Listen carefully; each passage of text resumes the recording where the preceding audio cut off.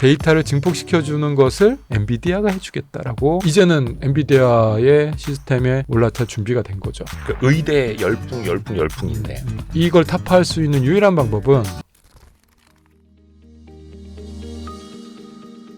우리 한양대학교 한재관 교수님 오랜만에 오셨습니다. 네, 어서 오십시오. 안녕하세요. 반갑습니다. 반갑습니다. 한양대학교 로봇공학과 교수이시자 네. A로봇의 CTO이신 맞습니다. 락스타 아니십니까? 음악은 좋아합니다. 외모만 보면 지금 이제 거의 락스타이신데 네. 또 로봇 개발하시는 분들은 장시간 일을 하시죠. 개발 네. 시간도 그렇고. 그럼요. 한번 자리 잡고 앉으면은 뭐 해가 언제 떨어지는지 잘 모르죠. 밤새시기도 하고. 예, 그게 일상이긴 합니다. 일상이에요? 네. 오늘은 컨디션 괜찮으세요? 지금 또 스페인에서 온 지 얼마 안 돼갖고 시차가 막 엉켰어요. 스페인 가도. 제가 요 빌드업을 하는 이유는 요 YG 부스트 하나 드리려고. 그런가요? 요 제가 까드리겠습니다. 요 저희가 하는 거. 진짜요? 건강기능식품. 그 루테인 아스타잔틴 눈. 오, 싱코 그 은행잎 추출물 있지 않습니까? 오. 혈액순환, 두뇌. 요 밑에는 활력. 저 같은 사람들을 딱이죠. 위해서 딱이 나왔습니다. 이거 녹화할 때 게스트분들한테 드리면은 네. 1시간 반 녹화는 충분히 뽑아냅니다. 나에게 속뜻이 있습니다. 네네네.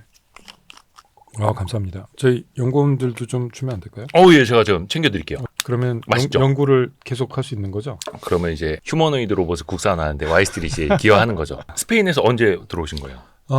저번 주 중에 들어왔고요. 저는 이제 좀 먼저 들어왔어요. 일정이 좀 있어서 전시 하루만. 그 이제 MWC 모바일 월드 콩그레스. 사실 이게 모바일이라고 하는 게 이제 스마트폰 위주로 전시를 하던 그 맞아요. 박람회잖아요. 맞습니다. 이번엔 좀 많이 바뀌었나요?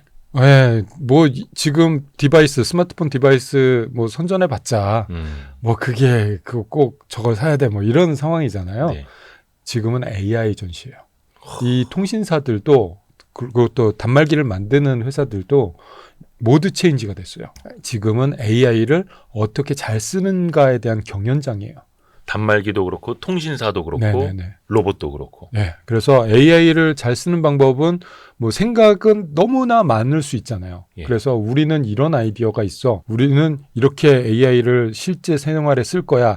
라는 것을 다양하게 보여주고 있는 전시였습니다. 그래서 좀 보는 재미가 있었어요. 이 AI를 이렇게 쓸 수도 있구나. 와. 그래서 핵심 키워드는 AI 에이전트, AI를 가지고 어떻게 우리가 비서처럼 쓸 수 있는가라는 거였는데 한 단계 더 나간 전시도 많이 있었습니다. 더 나간 거요? 예, 저희처럼 로봇하고 연결을 시켜서 결합. 네, 저희도 LG 익시라는 네. LLM 모델을 저희 휴머노이드 로봇 앨리스에 탑재를 해서 LG U 플러스가 개발한 IXI 네. 익시 네, 요거를 탑재했다. 네, 그래서 휴머노이드 로봇에 탑재를 했죠. 국산 AI를 국산 휴머노이드에 탑재한 아마 최초의 케이스 아닐까라는 생각이 드는데 그래서 로봇이 어떤 임무를 수행할 수 있는지를 보여주는 그런 걸 했어요. 그래서 AI가 이제 물리 공간에서 나와서 일할 수 있는 피지컬 AI, 물리적인 AI, 피지컬 AI를 보여주는 이런 장면들도 꽤 있었습니다. 근데 좀 아쉬운 게 저는 나중에 한 대표님한테 듣고 그거 찾아봤는데 네. 별로 그 MWC 영상도 별로 없고 그러게요. 보도자료도 그냥 LG U 플러스에서 익시 이렇게만 몇 줄 내고 그래서 역시 마케팅의 LG 너무 아쉬운 거예요. 저기한테 얘기했으면 저희가 스페인까지 갔다 오죠. 그럴까요? 저희가 자료 제가 찍은 핸드폰을 찍은 자료 화면 좀 드릴까요? 예, 감사합니다. 그러니까 사람들이 또 관심 많이 가지더라고요. 네네네. 그래서 현지에서는 반응이 너무 좋았어요. 원래 그렇게까지 반응이 있을 줄은 몰랐는데 로봇을 가지고 이렇게 할 수 있구나를 사람들이 직접 눈으로 보니까 이건 너무 재밌는 거죠. 앨리스가 뭘 좀 해줬나요? 사람들? 일단은 퀴즈를 내서 퀴즈 답 맞추는 사람들한테 선물을 줬어요. 아. 그런데 사람 답은 여러 가지일 수 있잖아요. 네네네. 그 중에서 답하고 비슷하다 싶으면 그럼 맞았어요 하면서 이제 그냥 이거 뭐 그렇죠. 쥐어서 주는 신용이 아니라 네. 그 사람이 정답을 말했는지까지 네, 판단을 해서 네네네. 제가 드릴 수 있는 그 장면은 저희가 이제 연습할 때 하는 장면을 좀 드릴 수 있고 사람들하고 인터랙션하는 건 사람들이 너무 꽉꽉 차갖고 그 앞으로 제가 핸드폰 들고 들어가지 못했어요. 그 정도로 사람도 사람들이 많고 시끄럽기도 하고 네. 또 전시장은 또 북적북적하니까 네. 원래는 한 물병을 한 500개를 준비를 했거든요. 현지에서. 예. 한 4일 전시인데 500개면 남겠지라고 했거든요. 첫날 다 소진하고 물병 없어갖고 동네 까르푸 가서 연구원들이 물 막 지고 나르고 너무 인기가 많았습니다. 그래서 그래도 좋은 거네. 저희 로봇이 일을 열심히 했죠. 그래서 한 2,000병 이상은 이 서비스를 했어요. 아, 로봇이? 네. 근데 안 고장 나더라고요. 제 가슴에 어깨 빠졌을 것 같은데. 근데 그 영상을 보니까 이제 네. 로봇 이름은 앨리스. 앨리스. 손이 생겼더라고요. 네네네. 손이라는 거니까. 작년에는 제가 없었던 걸로 봤는데. 네네네. 손개 정도였는데. 좀 이렇게 좀 조악했죠. 근데 이 손은 정말 2번, 3번 강조해도 지나치지 않는 디바이스입니다. 왜냐하면 결국 휴머노이드 로봇이 다양한 일을 수행해야 되는데 그렇죠. 그 다양한 일을 수행하는 건 뭐냐? 보면 손이에요. 인간도 손재주가 그렇죠, 좋은 그렇죠. 사람들이 일을 잘하는 것처럼. 그래서 손을 잘 만들어야 됩니다. 지금은 저희가 손을 좀 해외에서 구매해서 사다 쓰고 있지만 아, 결합한 거예요? 네네네. 근데 저희가 자체적으로 개발하고 있는 손이 있습니다. 더 좋은 손이고 어허. 더 가볍고 성능 좋고 센 손을 개발하고 있고 곧 장착할 것 같아요. 그래서 손도 저희가 스스로 내재화할 것 같습니다. 근데 그 전까지는 좀 사서 이런저런 임무를 수행하고 있어요. 근데 이게 손이 정말 어렵다면서요. 작년에 나오셨을 때도 그렇죠. 어렵죠. 자유도 네. 무슨 뭐 22, 뭐 30, 네네. 이거 말씀해 주셨잖아요. 네네네. 그게 어떤 관절 뭐 이렇게 네. 이 개수였나요?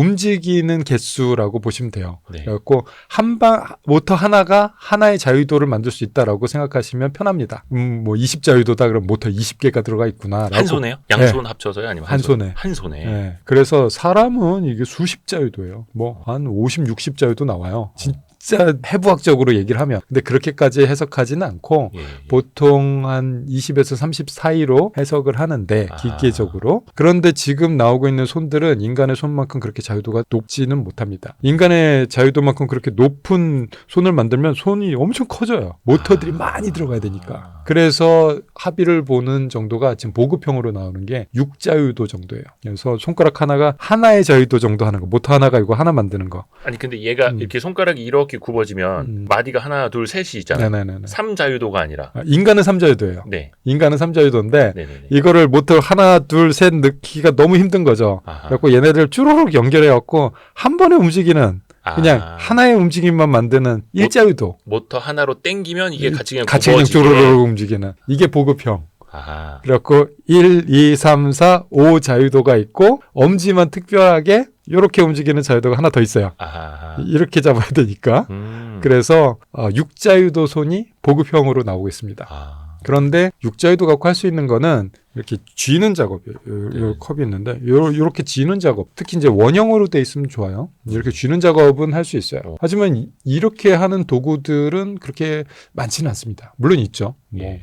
이렇게 쥐어서 하는 도구들이 꽤 있긴 물병 했지만 사과 정도는 잡을 수 예, 있겠네요. 예. 그래서 저희도 이제 앨리스가 물병 잡아서 예, 예. 주는 데모를 수행을 한 거고 그거 말고 우리가 산업 현장에서 예, 예. 쓰는 도구들을 보면 이렇게 이자유도가 필요해요. 이렇게 당겨갖고 그렇게 뭔가 약간 이런 하는. 거 얄쌍한 거 잡아야 된다. 그러면 이렇게 해서 네. 이렇게 끼워 넣어야 되고. 네, 그런 것도 있고 이렇게 눌러야 돼요. 이렇게 그러니까 드릴 같은 거 생각하시면 좋아요. 트리거, 네, 트리거. 방아쇠 같은 거. 좋습니다. 트리거. 어. 그런 작업들을 할 수 있어야 돼요. 그리고 나머지는 이렇게 감싸주고 아. 트리거 작업용을 할 수 있는 이런 도구들이 꽤 많아요. 전동 도구 중에. 그쵸, 그쵸. 그런 전동 도구를 쓸 수 있으면 그 전동 도구를 이용한 작업을 할 수가 있어요. 그렇기 때문에 육자유도 손은 보급형이긴 하지만 좀 한계가 있어서 저희는 손가락 하나당 2자유도 넣는 그런 손을 만들고 있어요. 그럼 결국 이제 12자유도 이렇게 되는 거예요. 네, 그래서 저희는 이제 9자유도를 만들 건데 왜냐하면 좀 아끼려고 원가도 생각을 해야 되니까 새끼 손가락 없었어요.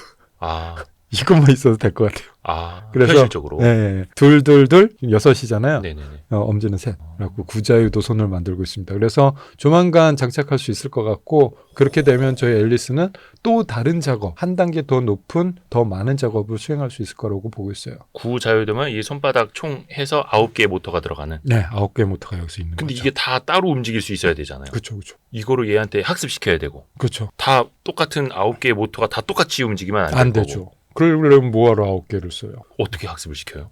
그게 요즘의 트렌드. 예전에는 그거를 엔지니어들이 다 일일이 붙어서 하나하나 컴퓨터로 코딩해 가면서 했어요. 그러니까 이럴 때는 2개만 쓰고 손가락 3번째는 어떻게 하고 그쵸, 그쵸. 노래 부를 때처럼 마지막 이렇게 그걸- 그럴 수는 없잖아요, 다. 네, 그거를 일일이 손으로 했다니까요, 예전에는. 그게 되겠어요? 그래서 뭐 하나 하려면 엔지니어들이 밤 꼬딱 새는 건 기본이었죠. 그렇게 개발을 했던 게 사실이었습니다. 네네. 그런데 이제 그런 시대가 갔어요. 어떻게 해요, 그러면 이제? 이제는 로봇이 스스로 배우는 거예요. 스스로요? 네, 그래서 모방학습 시대로 넘어왔습니다. 이거 할 줄 아느냐 없느냐가 그 회사의 수준을 결정할 거예요. 그래서 인간이 하는 것을 그대로 따라서 하는 거예요. 모방 학습. 이미테이션 러닝이라고 부릅니다. 음.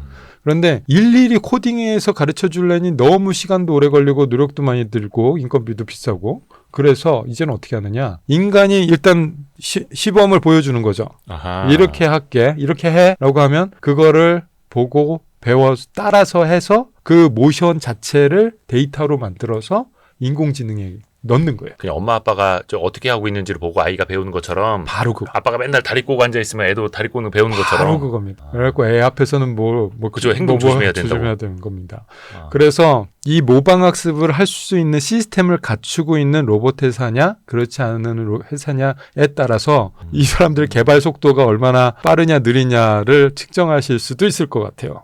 저희는 모방학습을 합니다. 그거를 어떻게 해요? 뭐 예를 들어서 왜 게임이라든지 그 그래픽 모션 만드는데 보면 쫄쫄이 입고 네. 여기다 센서 막 따닥따닥 붙여갖고 막 이거 맞아요. 하는 게 화면에 나오고 하잖아요. 네, 예전에 CG 만들 때 네네네. 뭐 골룸 같은 거 막 등장해서 그쵸, 하는 그쵸, 거. 그쵸. 그 방법 되게 좋아요. 정말 좋은데 네. 비싸요. 아 그게 비싸요? 네, 그거 한번 하려면 원래 컴퓨터 그래픽으로 영화 만드는 거 엄청 제작비 많이 들잖아요. 그 모션 캡처라고 하죠. 네, 모션 캡처 장비도 비싸고 액터들 배우들도 전문 배우여야 되고 킹콩 전문 배우 따로 있지 않습니까? 네, 예. 근데 그렇게 해서 쌓인 데이터가 몇 개나 되겠습니까? 우리가 필요한 데이터는 수십만인데 그래서 데이터가 많을수록 좋은 AI가 만들어진다는 건 이제 상식이잖아요. 네네네. 그래서 행동도 데이터가 많이 필요해요. 일단 모방학습으로 해서 따라서 하긴 하는데 네네네. 한 번 따라 했다고 그게 될까요? 안 돼요. 여러 번. 예, 여러 번 해야 돼요. 수많은 상황이 벌어지거든요. 아, 상황별로 다. 예, 똑같은 상황이 벌어지는 게 몇 번이나 있겠습니까? 아무리 똑같은 작업이 요거 이렇게 짚는다고 하더라도 네네네. 이게 제가 앉아 있는 위치가 달라지면 완전 다른 거예요. 그쵸. 얘가 이렇게 세워져 있는 거랑 네. 옆으로 눕혀져 있는 거랑 그런 것도 완전 있고, 다른 거니까. 그 잡다가 떨어질 수도 있고, 그걸 거꾸로 쓸 수도 있고. 예, 별의별 일이 다 벌어지니까 아. 그 별별 상황을 다 학습을 해야 돼요. 그런데 그렇게 하려면 모방학습으로는 한계가 있긴 합니다. 그런데 어쨌든 모방학습을 어떻게 하느냐?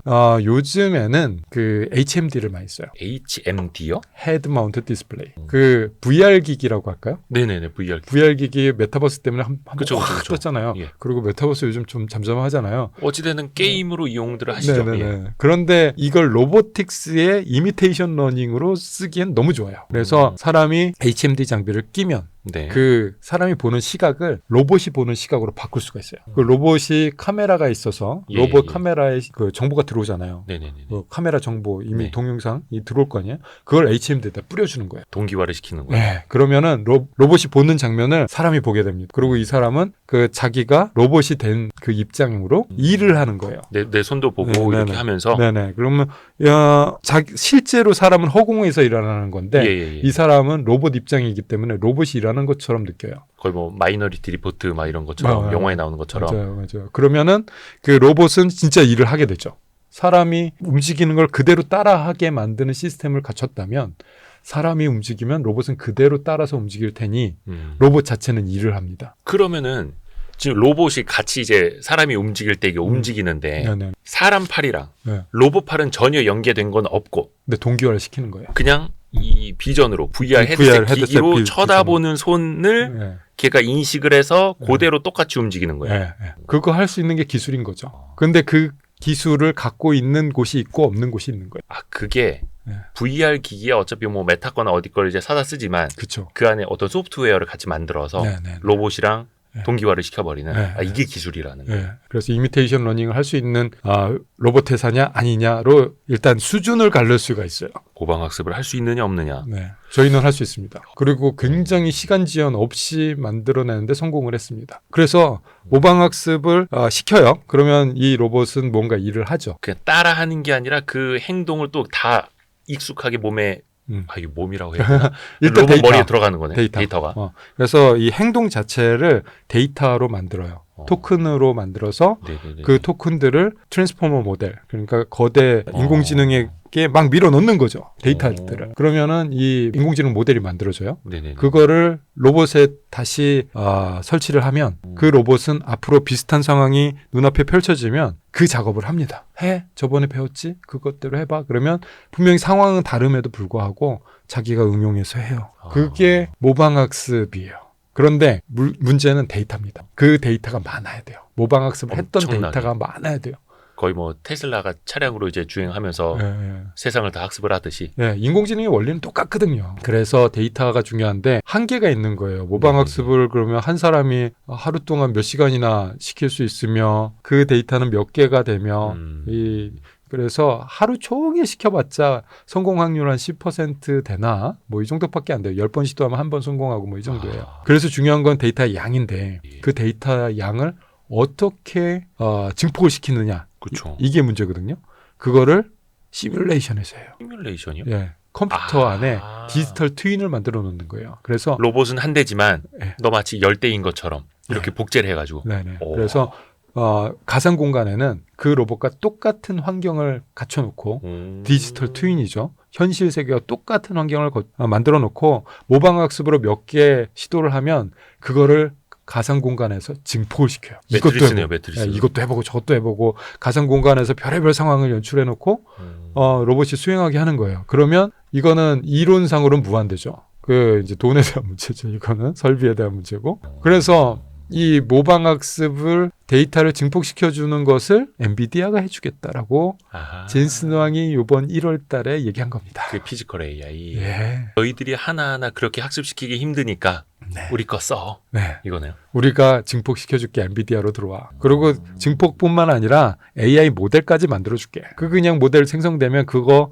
다운받아서 그쵸, 로봇에 설치해서 써. 그러니까 컴퓨터는 너네가 만들어도 되는데 윈도우는 그냥 MS 거 써. 이런 것처럼. 네네. 그런데 엔비디아는 하나 또 맨 마지막에 예. 얘기를 했어요. 왜 보험도 좋은 얘기 막 한 다음에 네네네. 맨 마지막에 파는 거잖아요. 그죠. 뭐 고속도로 타보셨으면 네. 고속버스 타보셨으면 다들 알잖아요. 그것처럼 맨 마지막에 칩이랑 컴퓨터 얘기를 합니다. 그게 중요합니다. 저희 거 쓰셔야 됩니다. 저희 거 쓰시면 진짜 잘 될 거예요. 저희 컴퓨터에서 잘 돌아가요. 이게 하드웨어랑 소프트웨어랑 궁합이 딱 맞습니다. 이런 거. 아니 그러면 A로봇 같은 경우에는 그러면은 네. 어떤 선택을 하시는 거예요? 자체 개발은 이미 하고 계시고 어떻게 그러면 이제 엔비디아의 고속도로에 같이 올라가면 되는 건지. 네, 그러려고 하고 있어요. 그래요? 그래서 엔비디아가 하드웨어 플랫폼을 만들지 못하잖아요. 그러니까 로봇, 네. 휴머노이드 로봇을 만들진 않잖아요. 네. 그래서 로봇 하드웨어 플랫폼은 우리 A로봇이 만들고 그리고 모방학습 체계도 그 로봇마다 다 다르니까 예. 모방학습할 수 있는 시스템도 저희 A로봇이 갖춰놨으면 어허. 이제는 엔비디아의 시스템에 올라탈 준비가 된 거죠. 그런 구도를 지금 만들어가고 있습니다. 같이 이제 융합을 시키는 거네요. 네네네. 근데 자체 개발하는 것보다 어찌됐든 간에 그게 빠르고 효율적이라는 판단을 하실 테니까요. 뭐 여러 방법 중에 하나겠죠. 국산 로봇 파운데이션 모델, AI 파운데이션 모델을 하시는 곳과도 지금 협업을 하고 있는 중이고요. 그런데 그것만을 하나만을 하기보다는 여러 가지 시도를 해보는 거죠. 엔비디아 것도 해보는 거고. 그러니까 LG U 플러스 익시도 탑재해보고 네. 엔비디아 것도 손잡아보고 네. 혼자서도 해보고 네. 그 중에 뭔가 답은 있겠지라고 하고 있는데 엔비디아가 뭔가 좀 편하게 만들어준 거는 느낌이 옵니다.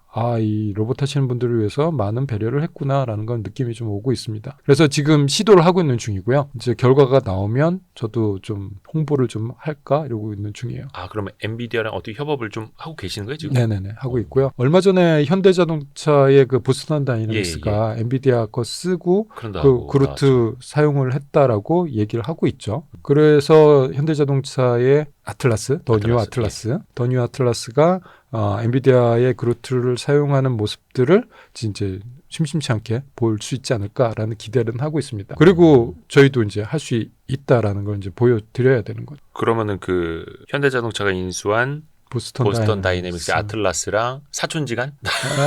그 피를 섞진 않았는데 어떻게 할까요?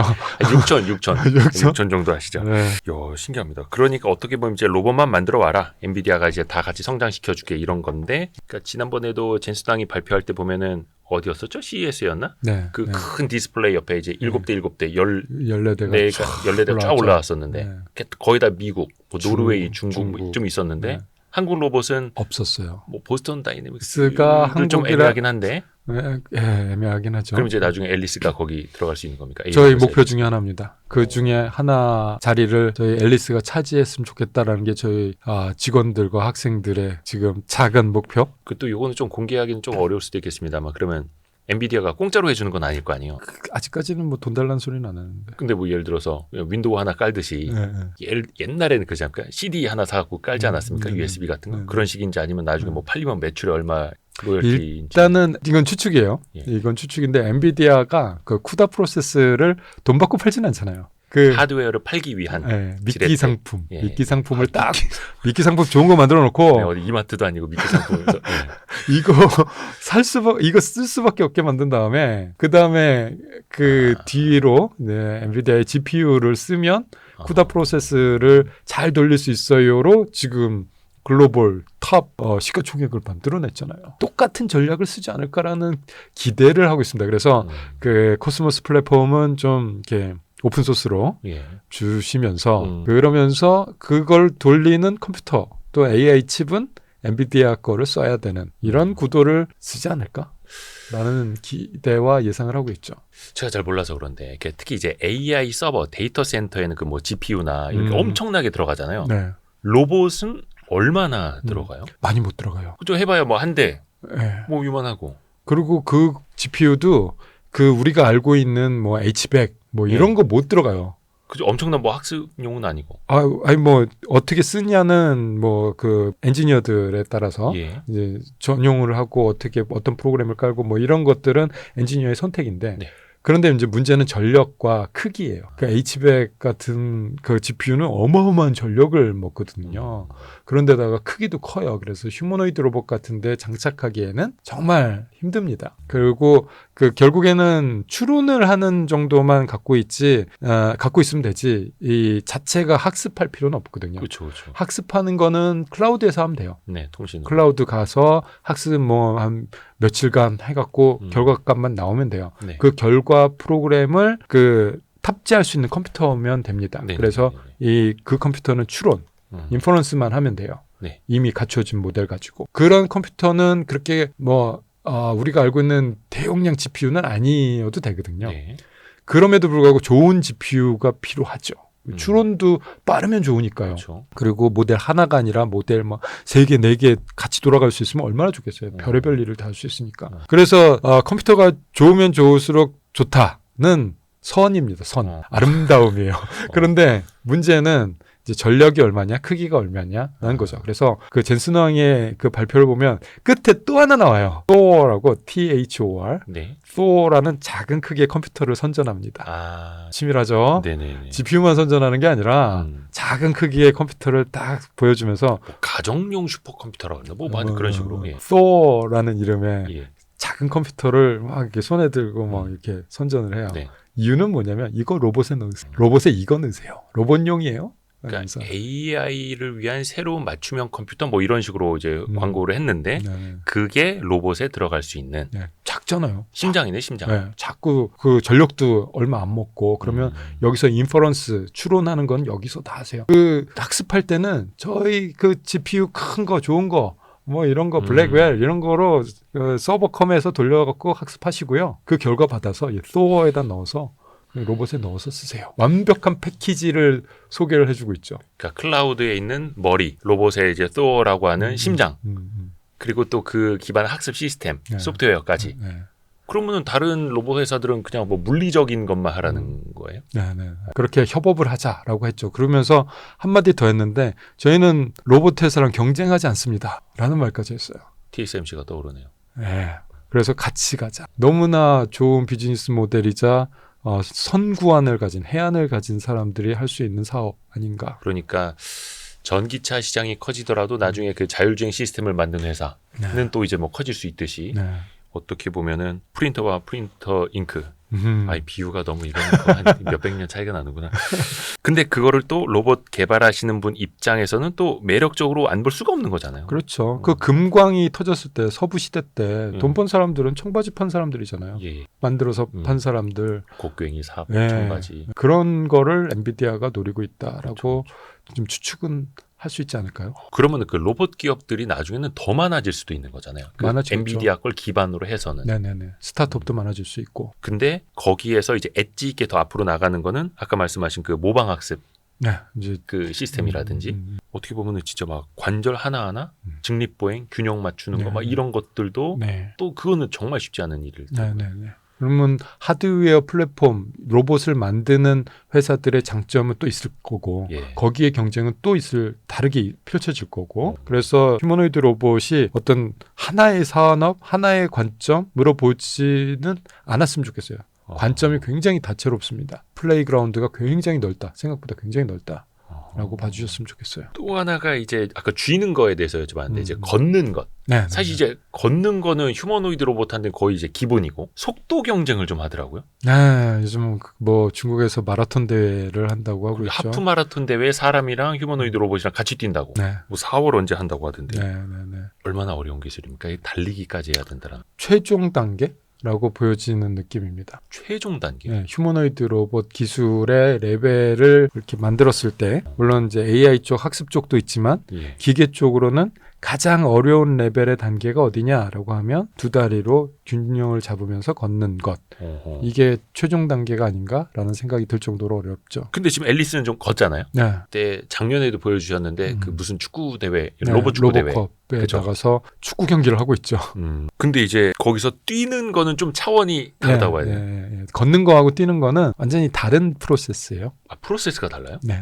사람도 달라요. 사람도 걷다가 갑자기 뛰려고 그러잖아요. 예. 그러면 순간적인 약간의 이상한 동작이 들어가요. 변곡점이 있어요. 쾅 하는. 갑자기 그 걷는 거에서 자연스럽게 뛰는 거로 연결 안 됩니다. 아, 그런가요? 모드 체인지를 탁 한 번 하면서 가요. 그 정도로 다른 작업이에요. 왜냐하면 이 경보 경기를 보면 되게 좋은데 경보 경기의 그 걷는 거의 기준은 뭐냐면 두 발이 한 번이라도 땅에 같이 닿아 있으면 그쵸, 그쵸. 걷는 거. 두 발이 조금 다 이렇게 떠 있으면 뛰는 거. 뛰는 거. 인 반칙, 거죠. 그죠. 그럼 모드가 달라요. 페이지가 다르다는 표현을 합니다. 저희는. 그래서 한 180도의 위상, 그러니까 360도 원을 기준으로 네. 360도가 한 사이클이라고 한다면 그 페이지가 180도를 이렇게 시프팅해야 되는 페이지가 있어요. 그래서 한 두 다리로 땅에 닿으면서 걸을 때의 모드에서 갑자기 이게 두 개 딱 떠야 되거든요. 네네네. 그러려면 한 번은 바뀌어야 돼요. 좌우 상하의 그 컴비네이션이 조합이 한 번은 바뀌어야 돼요. 그래서 좌우와 뛰는 거 상하가 달라져야 된다. 180도가 싹 바뀌어져야 됩니다. 그래서 완전히 다른 게임이고요. 그리고 충격력도 다르고요. 그래서 뛰는 거는 걷는 거보다 한 단계 더 위다라고 보시면 좋을 것 같습니다. 그러니까 사실 나중에 가정용 휴머노이드 로봇이야 뭐 걷기만 해도 충분할 텐데. 그럼요. 뭐 집에서 뛸 일이 뭐 있습니까? 그렇죠. 아랫집에서 연락 오죠. 네. 아이들하고 놀 때는 뛰어야 되나? 근데 나중에 이거를 또 밀리터리 네. 국방용으로 쓸 때는 당연히 이제 뛰어야죠. 뛰는 로봇이 네. 또 필요할 테고. 네. 와, 근데 그거는 아예 메커니즘 자체가 달라질 수밖에 없다는 거, 더 어렵다는 거네요. 네. 그러니까 막 중국 로봇들 보니까 이제 진짜 뛰는 로봇이 생겼고. 나오고 있죠. 보스턴 다이내믹스 예전 아틀라스 모델도 그건 유압식이었다고는 합니다만 네. 진짜 점프하고 덤블링하고 요즘 중국 로봇들도 이거 하죠. 보니까 360도 네. 덤블링하고 네. 난리가 났던데요. 그렇죠. 그런데 글쎄요. 일론 머스크가 만드는 휴머노이드가 덤블링 할까라는 생각에는 의문이 들어요. 할 필요가 없다는 거예요. 네, 아직까지는. 뭐하러 그걸 해야 돼? 라는 공장에서 일할 건데 공장에서 자동차 일하려면 조립하다가 점프 한번 하고 와서 또 조립하고 뭐, 스트레스 풀고. 뭐 그럴 수는 있겠네요. 보는 사람들에게 즐거움을 줄 수는 있겠는데 사실은 어느 정도 최적 설계가 있거든요. 뛰기 위해서 버려야 되는 그런 설계가 있습니다. 그런데 그걸 꼭 해야 돼 라는 관점을 갖고 있는 사람들이 있어요. 저도 지금은 산업 현장에 저희 앨리스를 투입하는 게 목표이기 때문에 왜 걸으면 됐지 뭘 뛰기까지 해야 돼? 라고 생각하고 있는 사람이에요. 그런데 뭔가 뛰임이 필요한 속도가 필요한 어떤 현장이 벌어진다면 네. 그땐 또 생각이 바뀌겠죠. 아하. 하지만 지금 2020년대 후반에는 아하. 공장에서 또는 산업 현장에서 일을 하는 휴머노이드를 빨리 보여주는 게 중요하고 이 로봇이 부가가치를 만들어서 우리의 인구 절벽을 해소해 줄 수 있는 희망이 될 수 있는 이게 필요한 시점이라서 저는 걷는 거는 물론 저희가 잘하는 거긴 하지만 걷는 거는 어느 정도까지 그리고 로봇 설계도 어느 정도 속도로 걷는 것까지로 설계를 하고 어쨌든 최적점을 찾는 거니까. 그렇죠. 그리고 조금이라도 더 일을 잘할 수 있는 로봇을 만들자라는 게 저희 저희들의 생각입니다. 어떻게 보면은 뛰고 덤블링하고 그런 로봇을 만들기 위해서는 또 포기해야 하는 어떤 정밀함이라는 게 있을 거고. 그래서 그렇죠. 보스턴 다이내믹스도 그 아틀라스의 신구 버전이 바뀐 게 맞아요. 원래 옛 버전은 유압식으로 막 뛰고 난리고 막 치던 거였는데 이제는 정교함으로 좀 가는 것 같고. 맞아요. 이게 아예 시장도 다르고 메커니즘도 다른 거고. 그래서 중국 로봇들 보면은 막 뛰고 덤블링하고 이런 거에 뭔가 화려함. 많이 보여주려고 하고 있어요. 뭔가 쇼잉 같은 느낌이고 그쵸, 공연하고. 미국 로봇들 보면은 어떻게 하면 일 잘할까를 계속 보여주고 있습니다.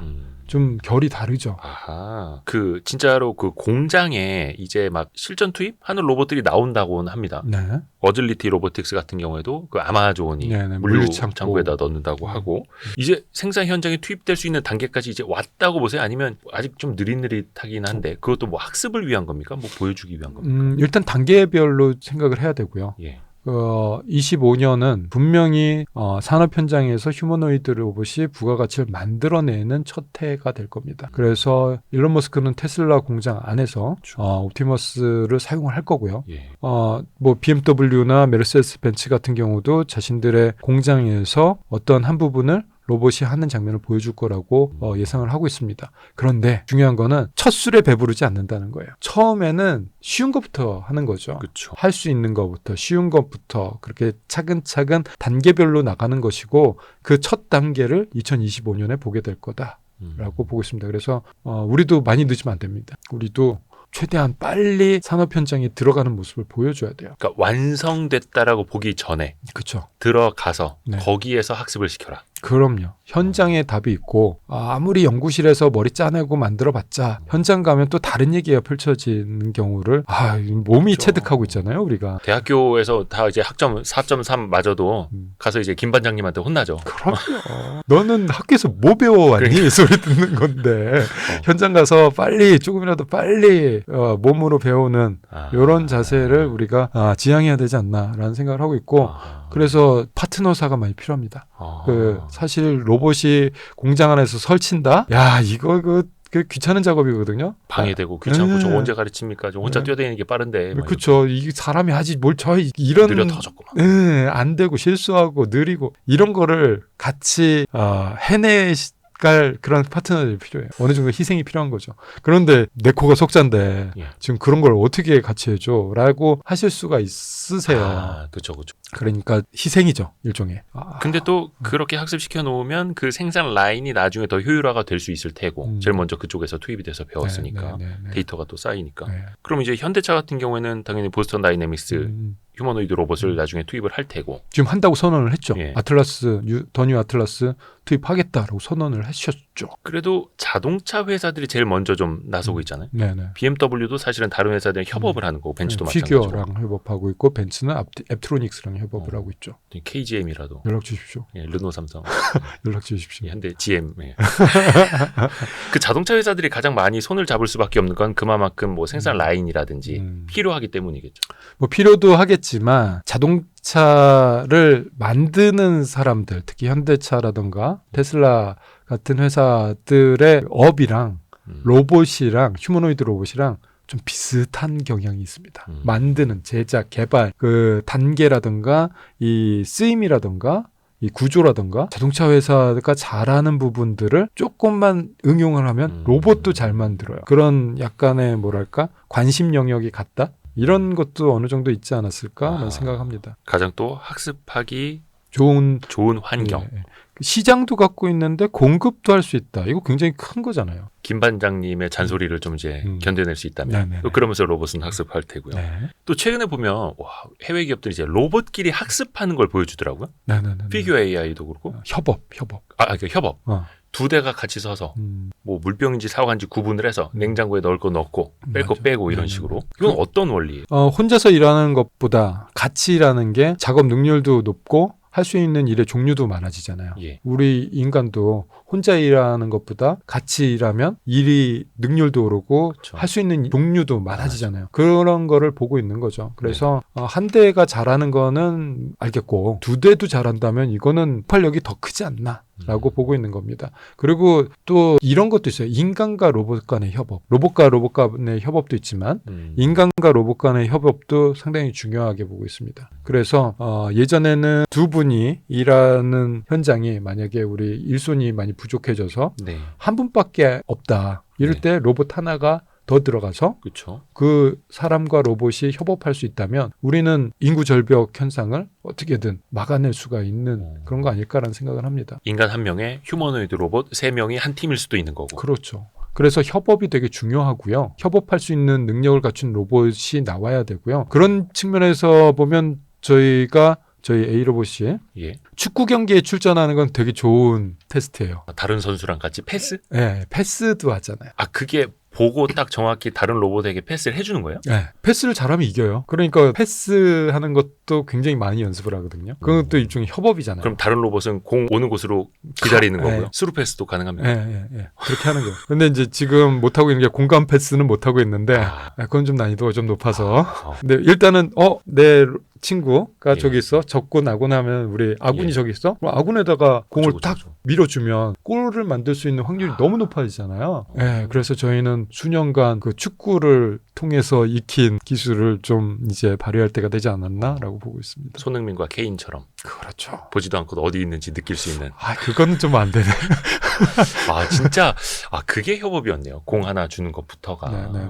그런 작업을 할 수 있는 회사냐, 할 수 있는 로봇이냐 아니냐에 따라 또 등급이 나뉘지 않을까라는 생각도 합니다. 그 로봇 축구 대회를 그냥 하는 게 아니었네요. 네, 저희는 그걸 통해서 기술을 개발을 하고 있다라고 생각을 하고 있습니다. 아까 그 로봇과 로봇의 협업뿐만 아니라 인간과 로봇의 협업도 말씀해 주셨는데 그게 가장 많이 쓰일 곳이 이제 가정이잖아요. 가정은 이 로봇이 다 하면 안 돼요? 예? 로봇이 다 했으면 좋겠는데 가정은. 협업 말고. 사람은 쉬고. 네. 협업은 이거죠, 이거. 말로 뭐해. 누가 좋아. 그거, 양말 벗겨봐. 그걸 그걸 협업이라 하는 거죠. 네. 양심상. 오케이. 좋습니다. 근데 최근에 보니까 노르웨이의 원엑스라고 하는 기업, 네오 감마라는 로봇에다가 아예 니트까지 입혀놨더라고요. 그들의 특징이죠. 옷까지 입혀놓고 뭔가 이질감이 덜 들게 하는. 이 실제 가정까지 투입이 이제 될 수 있나 봅니다. 그들은 처음부터 목표를 가정으로 잡았어요. 저희 A로봇은 처음 목표를 산업 현장으로 잡았잖아요. 예. 그런 거하고 완전 좀 다른 전략을 쓰고 있는 거죠. 어차피 가정에 들어갈 거잖아. 가정으로 직진하자. 뭐 이런 거예요. 많은 로봇 하시는 분들이 산업 현장을 먼저 가서 산업 현장에서 실력을 좀 쌓은 다음에 고도화된 로봇을 가지고 가정에 들어가자라는 전략을 세우고 있단 말이죠. 그런데 원엑스는 아예 그럴 거 없이 그냥 직진. 가정. 무슨 디투어 하지 말고 그냥 go straight 이렇게 하고 있는 겁니다. 그러면은 가정에서 해줄 수 있는 게 보니까 무슨 바구니 받는 거 이런 거 하던데 가정에서 끝판왕은 빨래 개는 거 아니에요? 빨래 개는 거에 다들 집착을 많이 하고 계시죠. 왜냐면 빨래는 이제 건조기도 있고 네. 좀 세탁기 너무나 잘 돼 있고 한데 개는 게 제일 힘들어요. 그래요. 또 종류도 많아요. 맞아요. 그래서 팬티 개는 거 따로, 티셔츠 개는 거 따로, 왜 바지 개는 거 이거는 따로. 왜 이렇게 많아? 인간이 왜 이렇게 많은 옷을 갖고 있는 거야? 종류별로. 네. 그런데 그 다양한 옷을 개해서 어딘가에 정리하는 거 이거를 다들 최우선 도전 과제로 잡고 있는 것 같아요. 그만큼 어렵고 사람들이 이거는 로봇이 못한다라고 생각을 했던 분야라서 예전에 그런 것도 있었습니다. 빨래 개키는 로봇, 전용 로봇, 빨래 개는 전용 로봇. 일본에서 그런 것도 나왔어요. 좀 큰 거, 협동 로봇 같이 생긴 거. 무슨 옷장처럼 생겨갖고 옷장처럼 네모네요. 근데 빨래를 막 집어넣으면 거기서 이제 예쁘게 접혀져 그렇게 싹 나오는 거예요. 그런데 보고서는 다들 와 신기하다라고 했지 그게 상업적으로 성공하지는 않았죠. 그렇죠. 그걸 집에다 들여놓기는 힘드니까. 그래서 로봇이 하기엔 적합하지 않은 몇 가지 중에 하나가 빨래 개키는 거다라는 그런 뭔가 확인 도장을 찍은 느낌이었어요. 그 로봇 때문에. 그런데 그러면 이제 발상을 전환하는 거죠. 안 돼? 안 되는 것부터 해볼게. 이거 되면 다 되는 거 아니야? 그냥 끝판왕부터. 네. 그래서 어떤 빨래가 오더라도 다 학습돼 있어서 이건 이렇게 해야지 하고 이렇게 싹싹싹싹 해갖고 그리고 그걸 다 정리해서 옷장에다가 딱 정리하고 이게 된다면 우리는 큰 산을 하나 넘는다라고 얘기를 하고 있습니다. 왜냐면 저 같아도 진짜 빨래 개주는 로봇이면 살 것 같아요. 그래요? 얼마에? 근데 이따가도 얘기하겠습니다만 중국에서 휴머노이드 로봇이 2천만 원도 안 되는 가격에 팔고 있잖아요. 너무 놀라운 일인데 그 정도 가격이라면 이건 이제 가정회의를 좀 해봐야 돼요. 가족회의를 좀 해치고. 빨래 개는 건 어떻게 학습하는 거예요? 이것도 아까 모방학습처럼 하는 거예요? 모방학습의 처음 성공 케이스가 빨래 개키는 거였어요. 원래 이거 안 되는 거였는데 모방학습을 하니까 되잖아. 모방학습이 이렇게 좋은 거야. 라는 첫 케이스였습니다. 그러면 이 로봇이 이거 보고 이게 양말인지 팬티인지 티셔츠인지 스웨터인지 구분부터 해야 되는 거잖아요. 그건 이제 비전인식으로 하면 되죠. 그거는 너무 쉬워요, 이제는. 그거 쉬운 거예요? 이제 중학생들도 해요. 로봇이 중학생들이 그런 프로그램 만들 수 있다고요. 이 로봇 학원 가보세요. 다 하고 있어요. 이 비전인식을. 그래요? 네. 근데 그걸로 이제 구분을 해서 그러고 나서 얘는 뭐야? 예. 얘는 스웨터야. 그러면 스웨터는 어떻게 겠었지라는 게 있어야 돼요. 그죠. 어깨 이런데 이게 튀 나오면 안 되니까. 그런 데이터가 이미 있어야 됩니다. 예. 근데 그런 데이터를 이제 만들어가는 중이다라는 거죠. 그럼 여기서 어려운 건 뭐예요? 그 아까 손가락 자유도 말씀하셨는데, 손가락. 그걸 어떻게 이렇게 움직일 것이냐. 인간은 그때 이렇게 했었지. 오히려 그 능력, 이 손가락으로 섬세하게 잡을 수 있는 능력, 그리고 팔이 그 섬세함을 움직이게 해줄 수 있는 팔. 팔꿈치도 움직여야 되니까. 오히려 그냥 집게 손이면 더 쉬울 수도 있을 것 같은데. 이렇게 빨래 개는 것만은 그래요. 맞아요. 빨래 개는 것만으로는 딱 집게 두 손가락을 있는 갖고만도 많이들 해요. 그런데 걔는 빨래만 하지 뭐 딴 건 또 뭐 설거지 하라 그러면 또 힘들 거 아니에요. 이런 거 잡아와야 되고 뭐 갖다 줘야 되고 양말 벗겨줘야 되고 한데.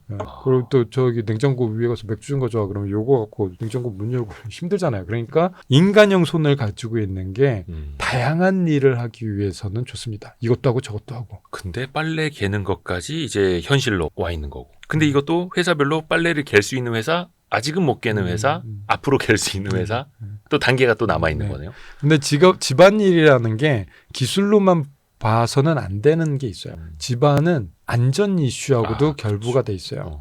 안전하고 결부가 돼 있기 때문에 규제하고도 연관이 됩니다. 뿐만 아니라 사람들의 심리적으로 받아들여주는 심리적인 벽. 굉장히 복잡한 곳이 가정이에요. 그래서 상업화가 되기까지는 그래도 좀 거쳐야 될 게 좀 많지 않나? 라고 판단을 하고 있습니다. 그래서 그 노르웨이 1X라고 하는 그 로봇 회사는 그래서 일부러 더 스웨터, 니트 좀 친근하게 보이려고 맞아요. 그 입혀놓는 거잖아요. 전략이죠. 쇳덩어리가 보이는 것보다는. 심리적으로 좀 안정감을 주는 거, 그게 중요하다라는 걸 알고 있는 거예요. 가정에 들어가려면 심리적인 그 저항선을 없애야 된다. 그러니까 표피라고 할까요? 그러니까 아무튼 맨 바깥에 보여지는 그 질감, 촉감 이런 거에 대해서도 굉장히 연구를 많이 하죠. 그리고 요즘에 그 MWC도 그렇고 CES 때도 그렇고 무슨 인조 가죽 뭐 이런 거 막 만들어 놓고 휴머노이드 로봇에 씌워 놓고 막 표정 짓게 하고 그 일본 기업들이 많이 하더만요. 그런 거. 저는 좀 싫어요. 머리 이렇게 가발 씌워놓고. 그 잘하시는 분들 많습니다만 우리나라에서도 몇 분 지금 생각나는 분들이 계시고 특히 이제 일본이라던가 영국이라던가 이런 데서 좀 앞서 나가고 있어요. 근데 둘 다 섬나라네. 그런데 좀 저는 언캐니밸리 좀 빠져나오지는 못하고 있지 않나라고 스스로 파악은 하고 있습니다. 불편한 계곡. 네, 감정적으로 좀 너무 사람하고 닮으면 불편함을 느끼는 그 계곡. 섬찟함. 네, 그래서 불쾌한 골짜기에 좀 빠져 있는 상태 아닌가라고 해서 저처럼 느끼시는 분들도 계실 테고 아닌 분들도 분명히 계실 거라고 보지만 저는 로봇은 좀 로봇다워야지 좀 더 사람들하고 잘 지낼 수 있지 않나라고 생각하는 그런 파죠. 이거는 이제 주관에 대한 문제니까. 그러니까 그 불쾌한 골짜기를 어떻게 넘을 것이냐 혹은 그냥 아예 거기 빠지지 않을 것이냐 선택의 문제기는 선택의 하네요. 문제입니다. 그래서 이걸 또 이제 반려 로봇 나중에 분명히 특정 이제 오타쿠 이런 분들은 로봇과 결혼할 거야 이런 분들 나올 테이기 분명히 때문에 나옵니다. 영화 봐도 그런 거 나오지 않습니까? 로봇도 예쁘게 만들면 더 잘 팔리고 그렇죠. 그래서 저희 디자인에 대해서 정말 공들여서 하고 있고요. 저희 대표님이 또 디자인을 하시는 분이라 또 디자인은 얼마나 중요한지 계속 강조하시는 분이 저희 대표님으로 계시죠. 자동차를 고를 때 어떻게 고르세요? 역시 외관도 딱 보게 되죠. 디자인. 디자인으로 일단 마음을 굳히지 않나요? 사실 스티브 잡스 애플도 그러했고요. 그렇죠. 디자인은 뭐랄까 가장 그 선택의 결정 단계에 가장 위를 차지하고 있지 않나라고 생각을 합니다. 일단 예쁘면 나 저거 사야지 마음을 굳히고 그 다음에 저걸 사야 되는 이유를 막 갖다 붙이죠. 합리화를 막 합니다. 그렇기 때문에 로봇이 만약에 상품화가 된다면 일단 많은 분들이 디자인을 보고 저 로봇 들여놓을까 뭐 이런 생각을 하시지 않을까라는 생각을 하고 있습니다. 근데 그게 언제일지는 모르겠어요. 일단은 산업 영역이라서 지금은 산업 영역이고 그렇기 때문에 디자인에 대한 뭐 호불호는 좀 가정용보단 낫다라고 생각을 하고 있지만 결국엔 이게 일반 소비자분들이 선택하는 그런 때가 되면 이건 디자인 승부다라고 볼 수 있지 않을까. 근데 그 해외 로봇들 보면은 점점 더 유려해집니다. 예전엔 투박하다가 이제는 이제 인간의 몸보다 더 예쁘게 나오고 있고 테슬라의 옵티머스부터 처음에 공개됐을 때는 뭐 기계가 철제 이게 다 드러났었는데 이제 이걸 뭐 카울이라고 해야 되나 예뻐지고 있잖아요. 사실 그것도 어떻게 보면 이제 슬림하게 만들어야 되는 거고 정말 어려울 것 같은데요. 그게 기술이죠. 최적화하는 기술이죠. 소형화하고 슬림화한다라는 것은 그만큼 고도화됐다라는 겁니다. 그래서 처음 설계하게 되면 엔지니어들이 힘과 그 작동 성능 이런 것을 최우선시하기 때문에 자기들이 가장 쉬운 설계를 하게 돼요. 자기들이 하기에 가장 입맛대로 쉬운 설계를 하게 됩니다. 그러면 투박해질 수밖에 없어요. 그렇죠. 그런데 디자이너들이 옆에서 이제 잔소리를 하겠죠. 이거 뭐야? 이 좀 예쁘게 만들 수 없어? 그러면 머리를 짜내는 거예요. 그때부터. 편한 길을 가지 못하는 거죠. 이거를 여기를 이렇게 튀어나오지 말게 하라는데 이거 어떡하지? 그럼 이제 거기서 아이디어가 나오는 거고 그만큼 고도화됐다라는 거죠. 그래서 예쁘다라는 거는 그냥 예쁘다 정도가 아니라 정말 노력을 많이 했다. 라고까지 연결시킬 수 있는 말이라고 봅니다. 그 직립보행 하면은 가장 생각나는 게 혼다의 아시모인데 2000년이었죠. 2000년에 완전 극초반? 2000년이었습니다. 근데 그게 정말 세상을 깜짝 놀라게 하지 않았습니까? 저도 그걸 보면서 정말 감동을 받은 세대라서. 25년 전. 혼다 아시모는 지금 뭐 하고 있나요? 박물관에 있죠.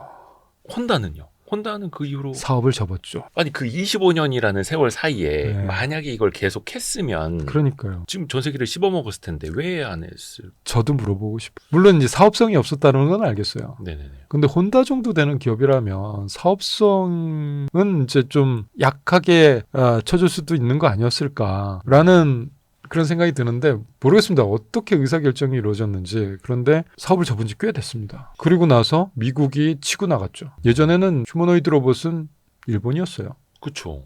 지금은 존재감이 없어요. 미스테리입니다. 물론 이제 2000년 그 당시에 기술로 만들었을 때는 뭐 한 대 정말 수십억. 기업들도 거의 뭐 연구용으로나 살 수 있을까 말까. 근데 지금이니까 이게 대중화가 되는데 아까 잠깐 제가 오늘 띄웠던 그 가격이 정말 중요할 것 같은데 뭐 중국은 이제 휴머노이드 로봇 물론 이것도 이제 좀 그레이드가 있겠습니다만 우리 돈으로 2천만 원이면 한 대를 살 수 있다. 이게 어떻게 가능한 걸까요? 근데 그 좀 마케팅을 되게 잘했다라고 생각이 드는 게 이 깡통 옵션이에요. 깡통 옵션? 네. 그 자동차로 따지면 깡통차 옵션 없는? 옵션이 좀 있습니다. 그래서 손도 달고 팔의 자유도도 높이고 그러면 가격이 점점 올라가요. 그런 거였어요? 네. 그런 거긴 하지만 지금 이제 다들 그렇게 얘기하잖아요. 이 대표님도 2천만 원 이렇게 얘기하잖아요. 그러네. 그냥 박스하고 본체 기준. 그런데 그것도 많이 팔려요. 그리고 그쵸. 키도 좀 작게 만들었어요. 일부러. 140 몇? 130 정도? 왜냐하면 작게 만들수록 모터를 좀 용량을 작게 만들 수도 있고 배터리 용량도 작게 할 수도 있고 모든 것들이 가격이 싸져요. 그리고 또 날렵해지죠. 그러니까 전략을 잡을 때 처음에 마케팅을 이런 식으로 잡은 거예요. 우리는 싸게 만들어서 이게 필요한 어딘가에 판다. 그런데 그게 일하는 공간은 아직은 아니에요. 왜냐하면 키가 130 정도가 되는 로봇을 가지고 무언가 일을 하려고 그러면 조금 쉽지는 않아요. 쉽지 않은 부분들이 많이 발생합니다. 그렇죠. 그렇기 때문에 일을 하려면 그래도 키가 160 정도 되면은 일을 할 수 있는 좀 수월성이 좀 더 많이 높아지거든요. 그렇기 때문에 저희 앨리스는 160으로 개발을 하고 있는 거고 중국 로봇은 130으로 만들어서 싸고 뭐 그냥 걸어 다니면 되는 곳 이런 곳에다가 팔고 있는 거죠. 약간 이제 레저용으로. 뭐 연구용입니다. 사실은. 연구용으로 많이 특히 연구소들이 많이 사요. LG전자도 샀다고 기사 나던데요. A로봇이나 한양대에서는 안 사셨나요? 저한테 안 팔아요. 저도 사고 싶었죠. 근데 그게 약간 지금 이제 초도 물량이 다 팔려서 줄 서야 된다고 하던데 네. 전략적으로 안 파는 거예요? 저는 이제 친구니까 예. 뭐 같이 뭐 몇 년 전부터 만나던 사이니까. 아, 그 회사에 계신 분들? 네. 예. 너한테는 안 팔아 그러던데요. 아, 분해해서 저거 뭐 이렇게 할까봐. 딴 사람한테는 팔아도 너한테는 안 팔아. 아니, 국내에도 보니까 이게 대리상이라고 해야 될까? 대리점? 네, 대리점. 온라인에 생겼더라고요. 중국 로봇을 가져다가 소프트웨어를 얹혀서 파시는 분들이 굉장히 많습니다. 저도 이제 얼리 어답터 이고 싶은 사람인데 네네. 요즘에 보니까 그 해외 유튜버들이 예전에는 스마트폰 이런 거 언박싱 하던 사람들이 이제 로봇을 언박싱 하고 있어요. 그럴만하죠. 아, 나도 로봇 언박싱 하고 싶다. 그런데 저도 반성할 부분이 많이 있는 거죠. 예. 저희 A 로봇이 좀 속도를 좀 빨리 내서 저희도 상품화를 해야 되는데 일단은 상품화. 네, 근데 거기까지 가지 못한 것, 지금 아직 진도를 거기까지 빼지 못한 것에 대한 반성을 해야죠. 그래서 저희도 빠르게 시장에 진입을 해야 될 것 같습니다. 그런데 일반 소비자들에게 파는 것까지 가려면 쉽지는 않을 것 같은데요. 인증도 받아야 되고 안정성 테스트도 인정. 해야 되는데 근데 중국 로봇들은 일단 밀어내고 있는 상황. 완벽한 걸 기다리는 것보다 일단 트라이 해보고 에러를 잡고 또 트라이 하고 그 안에서 일단 판매 대수를 높여서 또 그걸로 학습을 할 수도 있는 거고. 네. 근데 저는 그거를 이제 산업 현장에서 시작을 하려고 하고 있는 거고요. 이게 약간 중국처럼 특히 이제 유니트리 이런 데는 이제 대량 생산까지 한다고 하는데 미국이나 유럽이나 한국에서도 로봇의 어떤 대량 생산이 가능할까요? 뭐 가능하죠. 못할 그건 결정의 문제라고 보여집니다. 특히 삼성전자나 현대자동차 같은 경우는 뭐 자동차도 만들고 반도체도 만드는 회사인데 휴머노이드 로봇을 대량 생산 못한다? 아유. 그러니까 그 기술이 있으면. 네. 그거를 결정의 문제죠. 이거는 결정의 문제고 만약에 이게 우리 만들겠다라는 결정을 딱 하면은 분명히 할 수 있는 능력이 되는 회사들이잖아요. 삼성전자나 현대자동차나. 그런데 테슬라 같은 경우는 강력한 오너십으로 밀어붙이고 있는 거로 보여지고요. 그리고 아마존도 마찬가지고요. 우리는 어떤 결정을 하게 될지 좀 지켜봐야 되지 않을까라는 생각을 합니다. 결정의 문제다. 어떻게 보면은 당연히 그렇게 대량 생산을 해서 쓰일 곳이 또 있어야 하는데 그렇죠. 수요도 봐야 되니까. 그렇죠. 그게 이제 그런 모든 걸 종합해서 결정을 할 문제죠. 나중엔 로봇도 그럼 이렇게 팔다리 모듈화도 가능한 거? 그건 설계의 기본입니다. 기본이에요. 네. 나중에 손이 불었다. 그럼 손목만 갈고. 그러니까 설계의 기본입니다. 그래 나중에 대량 생산 조립하기에도 더 빨라지고. 네네. 생츄어리라고 하는 로봇 회사 있지 않습니까? 캐나다. 네. 그리고 아까 그 니트 입었던 그 가족용을 타겟팅한다는 건 원엑스 노르웨이 기업이고 중국이나 미국이나 중국이 아닌 제3국에서도 이제 꽤 수준권의 휴머노이드 로봇 기업들이 나온다 하더라고요. 네. 이들 수준은 한 어느 정도이고 그 나라에서는 이게 또 어떻게 가능한 거예요? 각국을 대표하는 자존심들이 돼가고 있죠. 그리고 각 국마다 자신들이 미는 로봇들이 하나 둘씩 생기고 있어요. 국가대표. 네. 그 서유럽 쪽에서도 뭐 영국, 독일, 프랑스, 이탈리아, 스페인 각국을 대표하는 로봇들이 하나 둘씩 생겨나고 있고요. 그리고 이제 우리나라도 알만한 기업들 다들 있잖아요. 뭐 레인보우 로보틱스라든가 뭐 하다못해 스타트업인 저희 A 로봇이라든가 이런 회사들이 자꾸 만들어서 이제 보여주고 있는 상황이죠. 저희가 MWC 가는 이유도 한국에도 있어요. 한국에도 휴머노이드 있어요라는 걸 보여주려고 한 거니까. 네네. 그렇게 미국, 중국을 제외하고 나머지 주요 국가들도 이제 이 휴머노이드 시장에 참전하고 있는 분위기입니다. 수준은 아무래도 좀 추격하는 분위기죠. 미국은 쫙 앞서가고 있고 네네. 중국이 바짝 뒤쫓고 있고 나머지 주요 국가들이 열심히 추격을 하려고 하고 있는 상황이라고 그렇게 판세는 분석하시면 될 것 같아요. 근데 그 아까 엔비디아의 어떤 그 피지컬 AI를 비롯해서 여러 가지 이제 갖다 붙일 수 있다라고 말씀을 해주셨는데 미국의 피지컬 AI 같은 경우에는 이제 오픈 AI랑 결별하겠다. 피규어 AI가 피규어 AI가 오픈 AI랑 결별하고 자체적인 AI를 이제 심겠다라고 했잖아요. 네네. 이거는 어떤 의미 어떻게 가는? 저는 그 동네 일을 참 희한하게 보고 있어요. 그 피규어에 대한 얘기는 정말 할 얘기가 되게 많거든요. 가지 많은 나무가 바람 잘 날 없는 그런 느낌이랄까? 오픈 AI요? 오픈 AI도 그렇고 피규어 AI도 그렇고 워낙에 스타 플레이어들이 이렇게 많이 있다 보니까 좀 잡음들이 많은 것 같아요. 약간 한 팀에 메시랑 호날두가 같이 뛰어서 좀 잡음나는 이런 느낌입니다. 네네네. 로봇계에서도 좀 걸출한 인물들이 피규어에 있었거든요. 근데 그분들도 뛰쳐나가고 특히 이제 제리 프레시라고 하는 로봇계의 걸출한 영웅이 피규어를 창립을 했는데 이걸 작년에 이제 뛰쳐나갔단 말이죠. 안 해 그러면서 그러다가 조금 있으니까 오픈 AI도 너랑은 안 해 그러고 그렇죠. 있고 나가서 또 만들고 있고. 네. 정말 그 동네에 벌어지는 일, 이 가화만사성인데. 근데 뭐 예전에 반도체 산업도 초반에 그러했고 네. 로봇도 그렇고 인공지능도 그렇고 그렇게 또 찢어서 나오면서 또 다른 기업들이 또 생겨나고 파생이 되고 그렇죠. 그러면서 산업이 또 커지고. 네. 오픈 AI는 우리가 휴머노이드 할래 그러고 있어요 지금. 거기는 어떻게 맘먹으면 할 수. 글쎄요. 소프트웨어 회사인데 하드웨어 너무 우습게 보는 거 아닌가? AI 단말기도 전용 단말기도 만들 거라고 하고. 그렇죠. 뭐 결국엔 사람의 문제겠죠. 어떤 사람을 확보를 하느냐의 문제 아닐까 싶습니다. 결국은 인재들이 있으면. 네.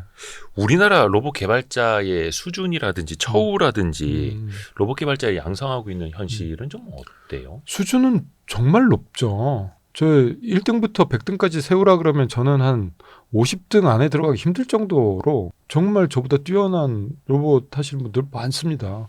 아, 교수님이? 네. 오, 교수님보다 뛰어나신 분들 정말 많다. 네. 정말 인재풀은 뛰어난 분들 너무 많고요. 학회 가면 저 기죽어 있어요. 저 사람 너무 잘한다. 그러면서 와 좋겠다. 그러고 있어요 저는. 그 정도예요.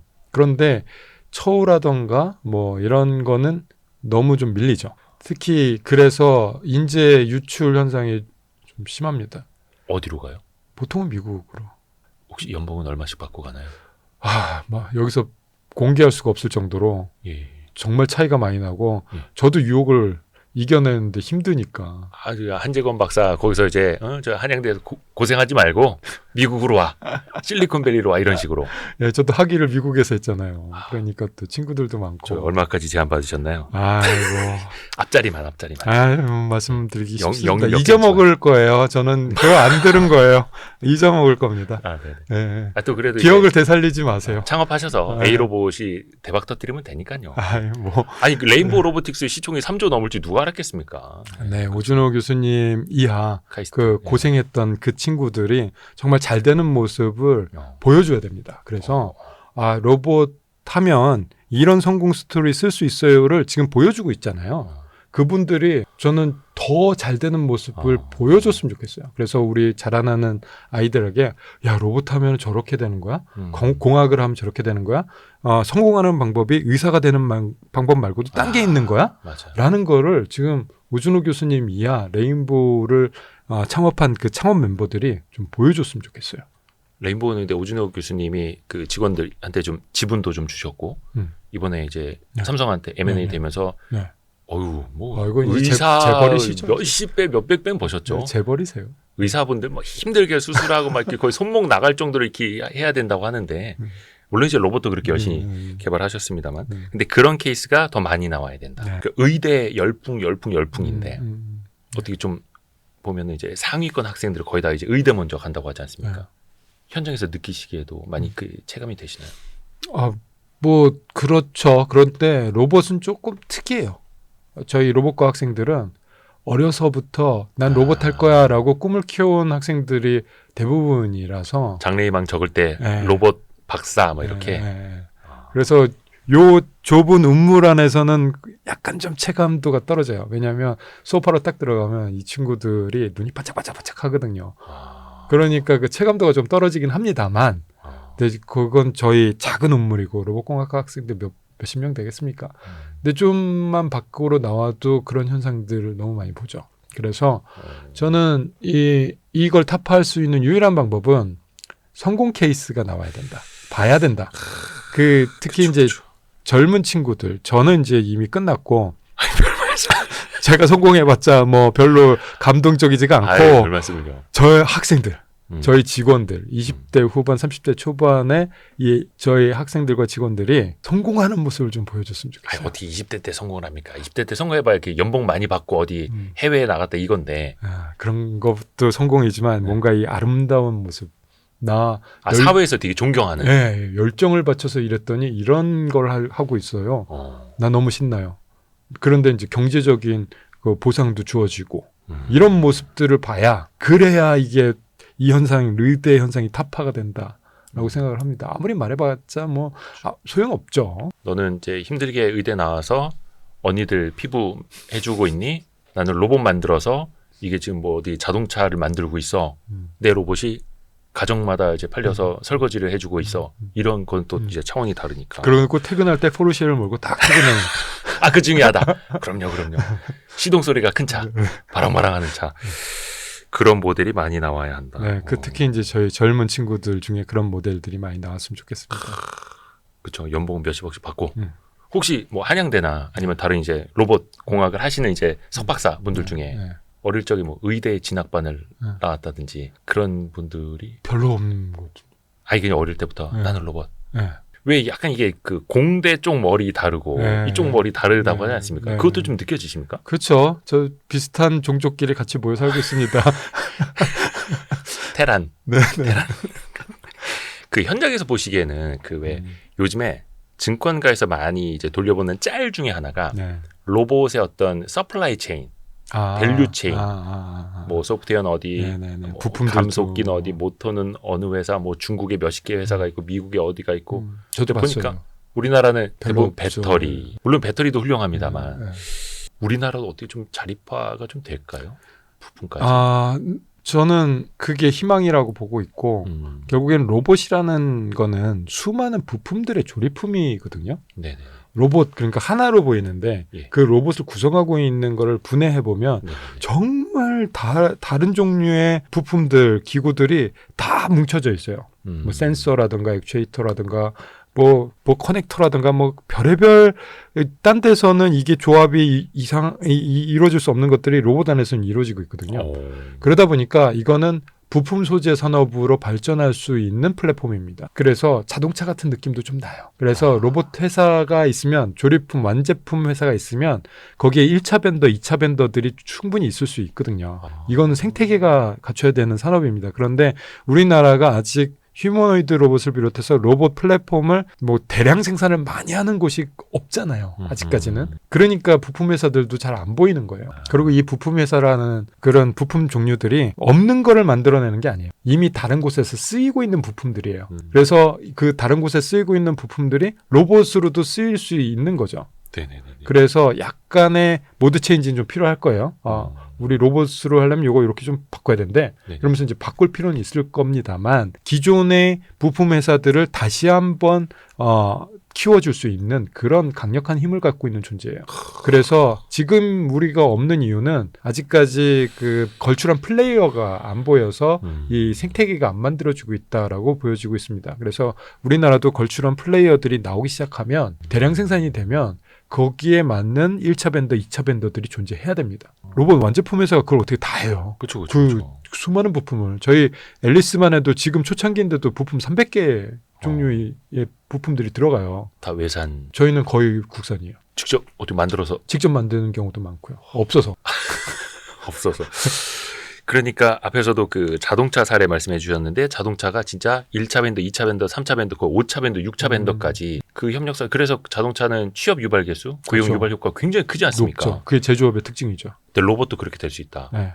그럴 가능성이 있는 제품이다. 클러스터를 만들어서 뭐 예를 들어서 뭐 울산, 뭐 구미, 그렇죠. 수원 그 어떤 산업으로 먹고 살듯이 로봇으로 먹고 사는 도시. 그런 특성을 갖고 있기 때문에 로봇이 그런 특성을 갖고 있기 때문에 자동차 회사들이 잘할 수 있어요. 자동차 회사들은 이미 경험이 있거든요.